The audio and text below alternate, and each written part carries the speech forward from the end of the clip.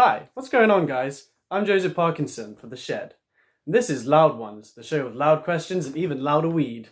Today we're joined by Max Arastia, a long-term friend of mine and stoner dude. Wonderful to be here, Joseph. Wonderful. His recent claim to fame has been his expansion of the much-beloved Gwet brand across Bristol's architecture. He's been fueling the Bristol youth culture through his artistic measures and occasional selling of illegal drugs.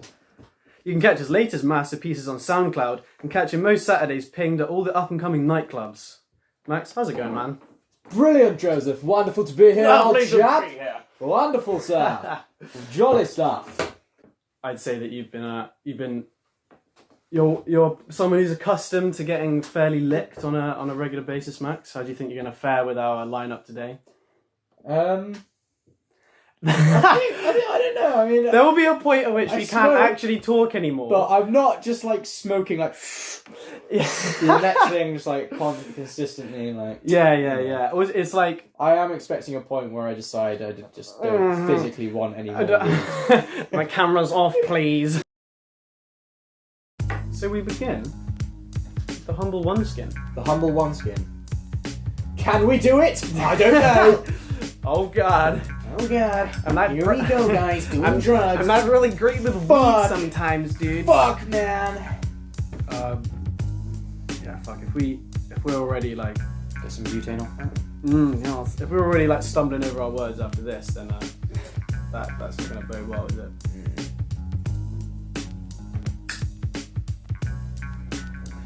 Do you have any first memories of when you started smoking weed? I remember they're always quite odd times. It's funny because going from what you think that a drug. It was my first drug. I'm sure. I assume it was the same. My for first you. drug was nitrous oxide. Oh really? Yeah. We used to go down. to Istanbul, the fucking crackhead corner shop that ran down from St Andrews. Yeah. And Tom O'Dell used to go in there and buy fucking 12 boxes of NOS. And 12 boxes? Where do you guys get the money from? He, I don't know, there was a phase where he had quite a lot of money and he would just buy it and just like, I don't know. That was his day. He was like, hey, let's get fucked up on NOS. Really? That must have been like year 8 or something. Obviously, I think there were times where weed chips like a box or something, but like he would just buy there and then just like, have it. The first time I ever met him, I was going around his house to go and cut up a brick of hash that we just ordered that was physically impossible to cut, except we had to literally get a blowtorch and heat up his kitchen knife to slice through this big old block of hash that was just fucking like so rock solid. It didn't get you high. It just didn't get you high. I think I must have actually smoked an entire gram of it in one sitting when my brother here, Isaac, behind the camera, he was having a house party and I was all locked up in my room, not wanting to leave, but I had the load of this hash lying around, so I was like, fuck it, I'll just run myself. So that would be a good night. Yeah, a good night. This will work. I'm just gonna sit in my room and get high, and I smoked after like the third one, which was just like 50% rock, this hash that was literally like, you could cut your teeth with it. You've smoked about a fucking 20 grams of tobacco. Yeah, and I was just there like, do I actually feel high at all? No, I don't. The Istanbul NOS phase was the origin of the Where's the Music video, which in the edited version will be cued at this exact moment.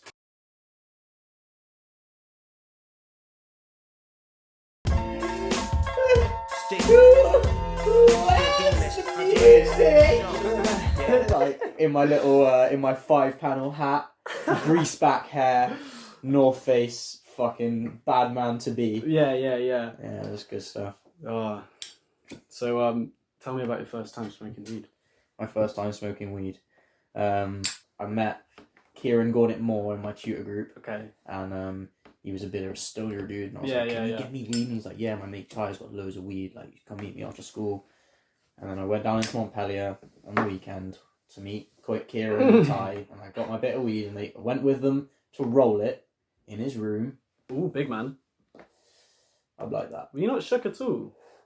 Nah, they were being really salty. Wow, okay. Not even just... Zoo, okay, like, so did you know them before? No, I wasn't. I just didn't have that perception of, like, being shook. Right. I was just like, oh, like, this looks like quite a scary person, but he's being nice to me. Yeah. So he's nice. Yeah, it must be. I remember pulling the joints out of my pocket, and I passed them to Leo, and he goes, oh, just looks at me like, this has actually got weed in. Like, yeah.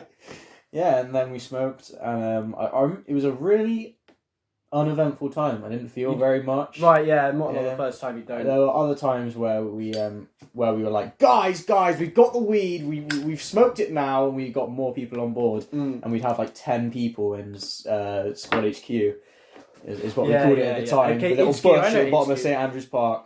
And Crackhead village. Crackhead little alleyway. 100. Jesus Christ. And and we'd smoke, and we went down to Subway, and I was trying to order my Subway, and it was part of like the placebo of like, oh my god, I'm so high that I can't even talk. Right, yeah. But it was also like I was so high. Yeah. And I was just like going like Joe saw that I was trying to order the Subway, and he comes over and he starts being like pointing. He's like, "What do you want?" Like, eventually got it. And obviously that Subway was probably the most amazing thing I've ever eaten. Yeah, exactly. The munch that you get on your first few times when you're getting high. I remember my go-to would always be the Haribo Smurfs, and for some reason I would only ever eat that when I was high, so it just became like a high food. And they were so like chewy that just like it would just feel so peng em up. My jaw, the jaw muscles here, I'd start having like a little orgasm in them because I was chewing for it was so long. There was another time when we were we bought a queue off Connor, and we were on the top of Finn's balcony, and he had so flats in Clifton at the time, but there was 2 flats joined up, and basically there were some stairs going up into the top floor of the second flat, and we were on the balcony, and it was probably like 8 o'clock. Okay, his mum was downstairs, right? Oh, for real? And we'd just been anticipating smoking for so long. Yeah. And we just, fuck it, should we just take one out now? What we'd done, right, is we rolled... I know that feeling as well, where you just like, the whole day you've been waiting, so you just get more and more. It doesn't even matter, we'll just do it now. No, we'd rolled 14 blunts. And what he had is he had this old school cigarette dispenser which you could like pull out, and like all of the blunts would be in there. And earlier in the day, what we'd done is we'd gone out and we'd left all of the blunts in the blunt dispenser in his living room. Yeah. Like, oh, that won't smell. It's not just a queue, just chilling there. Yeah. Or like somebody might just open it for some random reason and just see like 14 meatheads just flop out. That must have been, we started smoking, and it was just nuts. We were just all so frass, and like his mum, you can just hear his mum like cooking downstairs, just like so nearby. Finn got called down, and he had to go down and say to his mum, like, "Oh, hi, how's it going?" She's like, "Are you ill, Finn? Your eyes look rather red." Were the words that she said to him. Fucking hell. Yeah, as he left, his mum called him to go downstairs. He must have been like, "Why, Finn?" He's just walking like to his death. You're all just like, "Oh Lord, I'm glad that's not me." But we were still there, out smoking, holding the zoot, just like in anticipation, just like we hear Finn, and she goes out, and we're all just there holding it, like yeah. Oh God! Oh no! Bad for Finn. Oh no, that's terrible for you. Right, so I've got a little game for you here. Okay. You're probably one of the people I know who has the highest weed IQ, is what I call it. I certainly remember back in the day you were very into your Leafly and finding out all of your different strains, and so maybe when the lineage, and maybe when you'd buy it from your drug dealer, you'd certainly go and look up the strain online. I mean, of course, you need to know what you're smoking. So here I have for you some different strain names. Oh wow! And some of them are far-fetched, and some of these are too far-fetched. Yeah. And aren't actually real. So you're gonna have to. One of them is real, and one of them is fake. You're gonna have to guess which one is. Okay. Which. Okay. Yeah. Right, so our first set of strain names is Foot Fungus and Grease Monkey. Grease Monkey's real. Grease Monkey's real? Yeah. You've heard of that one? Yeah. Ding sound effect. Ding. Ding. Okay. Alien Tits and Scrotum OG.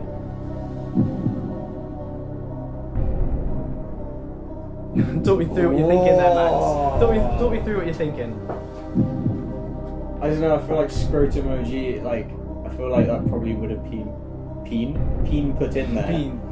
for the sake of it sounding like it's not a real strain, but I think alien tits sounds like the sort of thing that an American would call Right. a weed strain. More, yeah. A lot of these are obviously going to be Americans, Yeah. just like fucking Alright, stoned out of their alien brains. tits. Alien tits.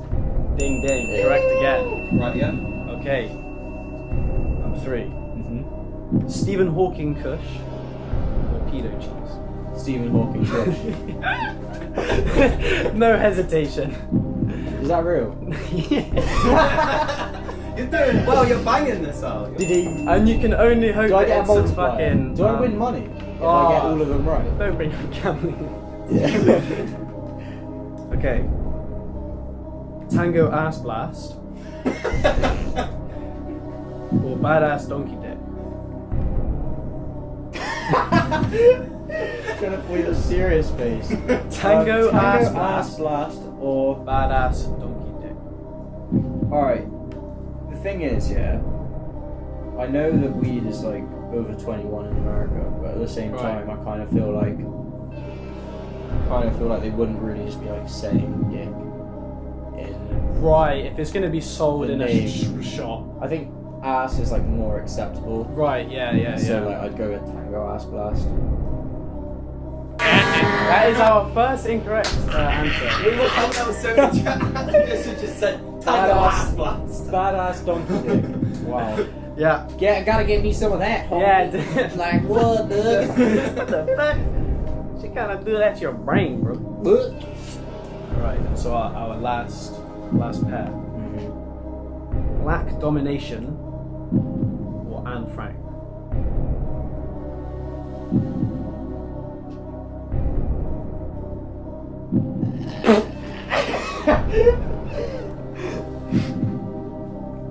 I just feel like calling a wheat strain Anne Frank would just be like quite Controversial, I suppose. controversial, yeah. Although then again, these fucking Black stone, these domination. Black Domination. Ding or Is that your final answer? yeah, Black Domination. That is a ding. I assume that was a ding. Max, you came through at One, flying two, colours, 3 4 out out of of 5. 4 out of 5? That's 4 out of 5, yeah. Beautiful, That's beautiful. 80. That's an 80%. That's an 80% score. Get the glasses back for that. Yeah. This is Max's high IQ showing here. Flex it, bro. Flex it. I have to say, in the social circles that, in which you hang, Max, you're regarded as a particularly high-skilled zoot roller, Max, in our social circles. So this next segment is going to be you showing us how to roll the perfect spliff. We want piece by piece analysis. Alright, basically, for the perfect spliff, there is Mm. a vital ingredient, Yes. and that is raw roach. Really? You're not such a fan And my of... bag is no fan my of bag is green- upstairs. green isn't it? card? Nah, green card can suck its mother. Okay. Is my bag upstairs? Yeah, your bag is upstairs. I believe I'm pretty so. sure. Okay. Can you not use Cutscene. the one on? No. Cutscene. Yeah. Cutscene.